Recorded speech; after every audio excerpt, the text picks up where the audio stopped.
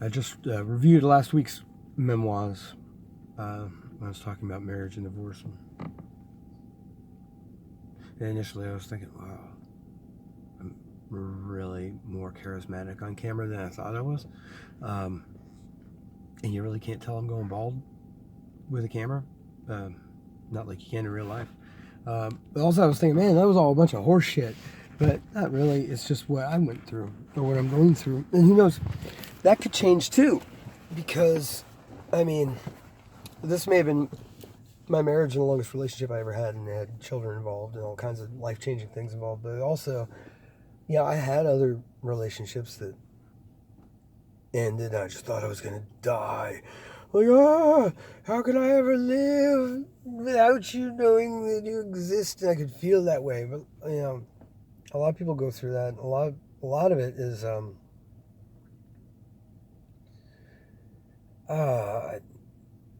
maybe it's like if you don't feel 100% great about yourself, having someone who just epitomizes awesomeness for you and epitomizes everything that you thought you wanted in a mate, which usually, you know, is not usually accurate because you don't know until you live with someone for a long time. And then you start finding out, no, what I actually need is I need a person who's in open relationships, or what I really need is just someone to fold my clothes and be there at the end of the day.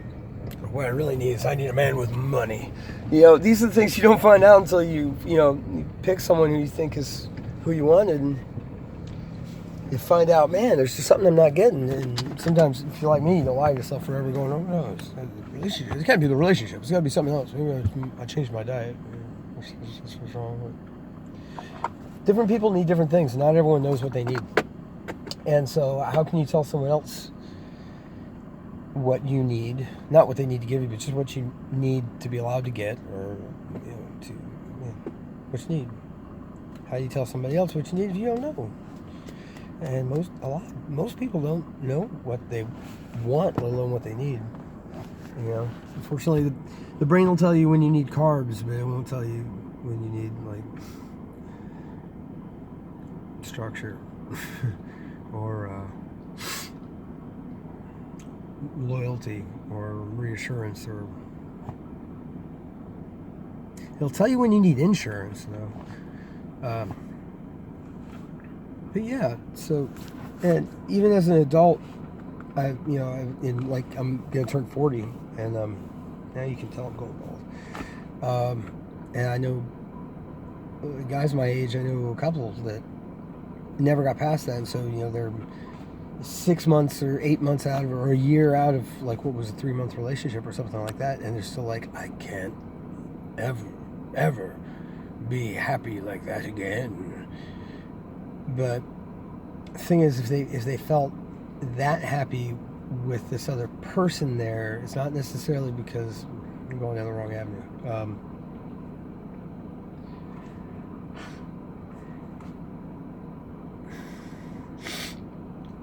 Usually they don't really love the person, and they don't know it. They're usually infatuated by how the person made them feel, because it was someone that they categorized in their mind as the perfect person, and for a minute or for several months or for several years, that person told them how wonderful they were. Like, oh, you're just the best. I love you more than anybody else in the whole wide world. You're my favorite. I'll never let you go. And that makes you feel really special, really good. And that's the thing that you get addicted to. And then when that's gone, you're like, fuck, I have to go back to feeling like this, because you forget how bad you felt before. Maybe you do, maybe you don't. So I had one like that, where I was with the person for a year, and my world was just fucking over. Especially was the way we broke up was pretty bad. We broke up, and they started reeling me back in. Well, and then she threw the same thing back at me. No, I'm in love with this other guy. Same guy twice. I'm like, oh no, that must really mean that I'm just a piece of garbage, because she said she wanted to spend her life with me, but not really. No, I found something better. If it's that easy to, which it wasn't that easy for her. And I realized that later when grew up and look back at like some of the letters that she wrote, emails that she wrote, when I was so pissed at her, and she was just being so diplomatic and so sensitive and understanding and empathetic, and just she felt so bad and so guilty. But it's, it's true that the heart wants what it wants. All's fair in love and war, which means there's no fucking rules. You can't pretend or convince yourself that you feel something that you don't, or that you don't feel something that you do. So, so I know guys who are in their 40s. I met guys who were in their 50s who were going through this shit. And what I did is I had a 1-year relationship, and I realized that I kind of have the same reaction to the end of all my relationships. It just happened to be the best one I'd had so far. And like, I was just done. I was over, I got a bunch of money like right after. I didn't care. I just gave it away because I don't intend on surviving this year. It's just fucking stupid. But I did take that opportunity to try to figure out what was actually wrong with me, because it occurred to me that maybe the deficiency is within me, because I've had a lot of other friends who have been cheated on or been left in the worst kind of ways, and they didn't do that shit. They didn't fucking get all weepy and hopeless and down on themselves. And that was a big part of it. That's what I found out. Trying to do the healthy grown-up life didn't teach me anything, because I didn't make enough money, I guess, to go to any kind of therapy that mattered. And I didn't even know I needed it. I just, so you keep busy and keep your body tired and your brain fried by going to work and paying the bills, and you think, okay, well, at least I know I did everything I was supposed to do. I can be happy with that. Then you never really get the chance to think, are you really happy with you? And that comes out other ways. That comes out at the person you're with. If you really don't, deep down, if you don't think that you're good enough, you're always going to suspect them, or want. That was something else I experienced. The other side of, person was constantly, always through our entire relationship, always had doubt that, no matter what I did, that comes from something inside that's not being addressed. What I did is every addictive impulse I had, I went ahead and I just fucking threw it out there. All the shit that I'd been suppressing, all my impulses, I just ran with all of them for about 1.5 to 2 years. Learned more about myself in the first 3 months than I ever had in any kind of period of time. And that was just regressing my life, thinking about, and I started thinking about things that I did, and I never questioned before, but I was like, I really don't understand why I did that. Why did I do that? I didn't want to do that. I felt like I had to.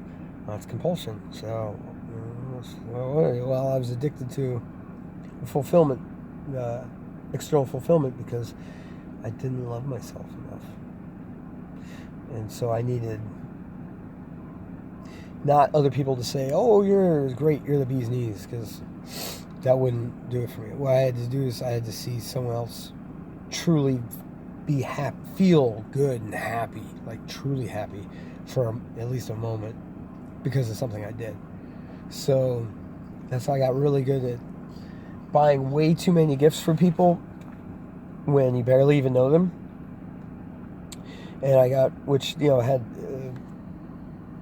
counterintuitive effects, because then they just think you're a creep, or they think you're a pushover, and they think you don't like yourself and you're trying to make friends. And you're like, no, it's not it. I left myself just fine. I just really need you to be happy because I gave you this thing so that I feel worth something.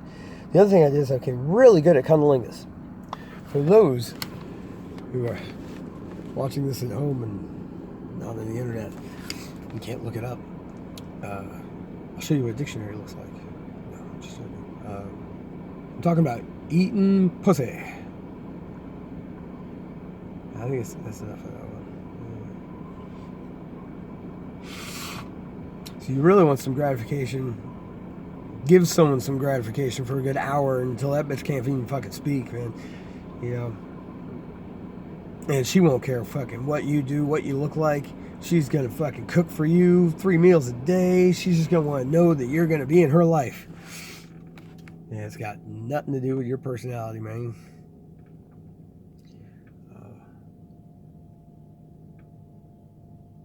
That can be dangerous, though.